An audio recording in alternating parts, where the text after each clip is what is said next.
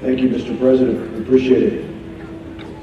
It's an honor to be here. Thank you to all the men and women of the temple, and particularly to the beautiful children that I've seen all throughout the day thus far. It is indeed an honor to be here. As was mentioned, there are a number of officials here from India, from the United States, obviously here from Wisconsin. I particularly want to thank the leadership of Oak Creek, the mayor, the police chief, Lieutenant Murphy for being here. I appreciate your presence here today as well. I was mentioning, most importantly though, I want to extend not only my respect, but my thoughts and continued prayers to the family members. Last year I had a chance to visit each of the homes and shared again beforehand, and certainly our great respects. I mentioned it earlier, just a little while back, earlier today, I came from downtown Milwaukee, where for the last 3 days we've been hosting governors from all across the country.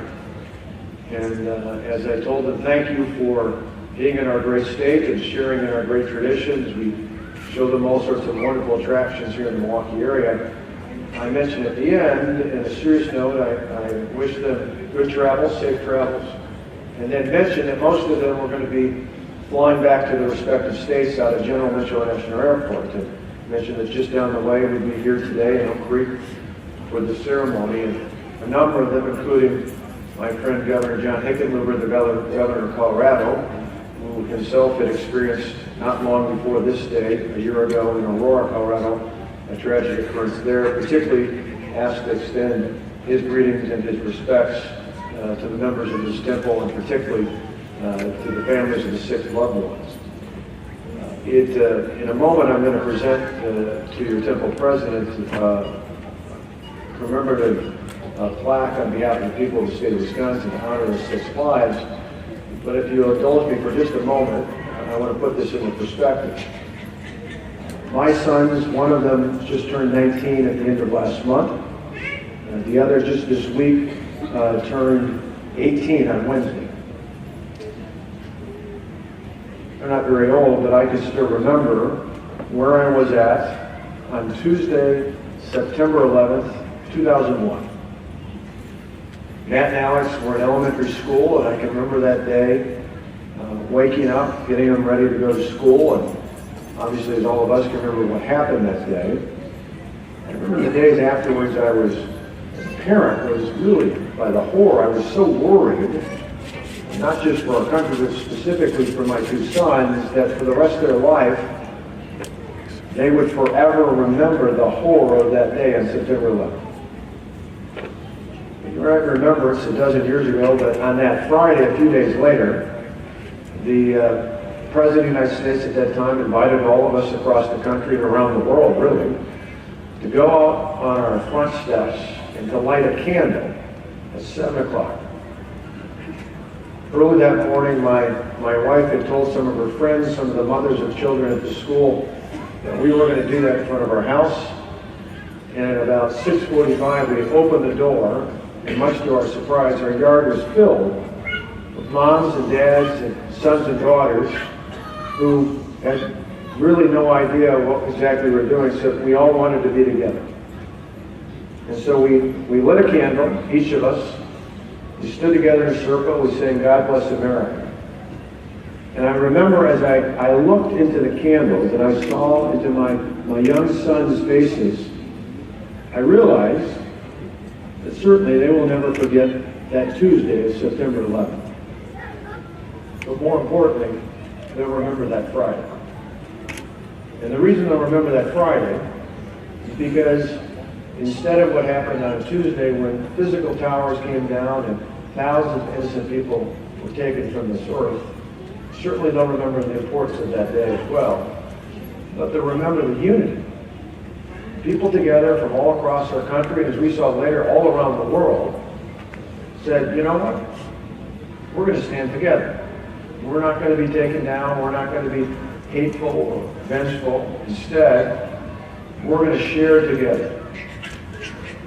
In a very real way, I saw a similar thing last year at this time. Certainly it would have been easy. On August 5th, I remember being called over. I was at the State Office building, and the Secretary of the head of Homeland Security, the head of the Wisconsin Emergency Management, who was actually from Oak Creek for many years, the fire chief down here, Brian Satula, contacted us, the Adjutant General of the Wisconsin National Guard, all talked to me and sent me over to the state office building to get a handle on what was going on. And as we got the continuous updates throughout the day, I could see that for everyone here, not only in this temple, but in this community and really across the state, much like my fears for what could have happened to my sons, this very easily could have been a day that was reflected on purely in terms of horror. And there's no doubt what happened here was horrific. But what I saw in the days after was much like I saw with my children many years before. You see, when I gathered together, whether it was at National Night Out just down the way in the park area here in Oak Creek, whether it was at a memorial ceremony at Oak Creek High School, whether it was visiting the homes of those loved ones who had lost one of these 6 great heroes. But most importantly, on that night when we went, Tonette and I, joined with many of you here, to Sink Tipple in Brookfield. And after the program was done, we went outside and we lit candles. And it reminded me of what happened on that Friday in September of 2001, where instead of seeing hatred, I saw love.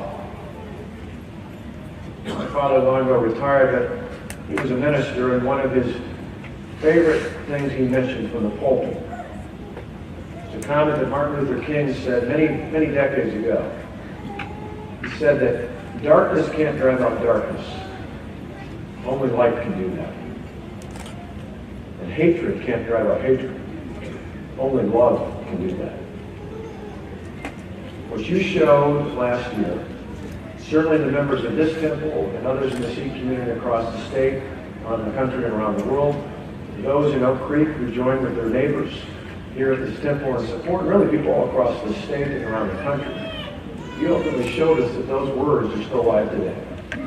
I think for anyone out there observing, it would have been easy to think that the natural response would be to respond in kind with hatred. But instead, you showed the power of love.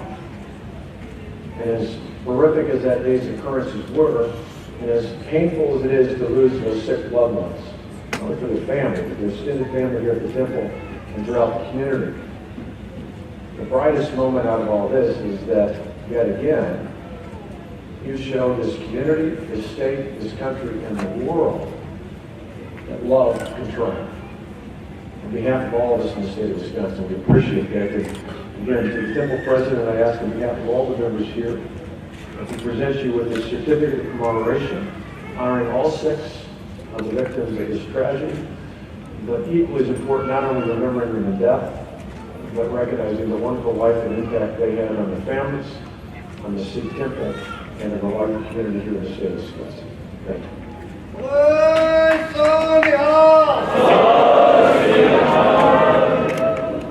Thank you very much, Dr. Scott.